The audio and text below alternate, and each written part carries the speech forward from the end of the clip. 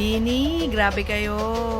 Halos kagigising ko lang and ayan, lahat ng feeds ko lumalabas yung Coachella performance ng Bini. Sobrang nakaka-proud. Actually, napanood namin sila nag-perform last year sa Aurora Music Festival sa Clark. And magaling talaga sila. Pero ito yung sa Coachella, ang ganda lang na sinaw nila yung pantropy ko. Gusto ko yung favorite part ko yung last part. Ang galing. Sobrang smooth. And then yung costume nila, not to mention yan, ang ganda ng damit nila. Yun guys, ang ganda nung ito. Hindi ko pa napanood yung ibang sinayaw nila, yung performance nila sa Coachella. Ito pa lang, and ito ang ganda ng damit nila dito. Then yung performance nila, syempre, hindi ko alam kung una-una ba yung pantropy ko, pero ang galing. Yung last part, yung talagang pinakagusto ko.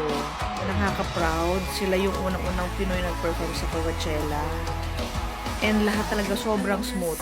Although hindi ako blooms, pero gusto ko yung music nila. And love ko sila, lalo na si Mika. Yan, yung bias ko. Si Mika, si Sheena.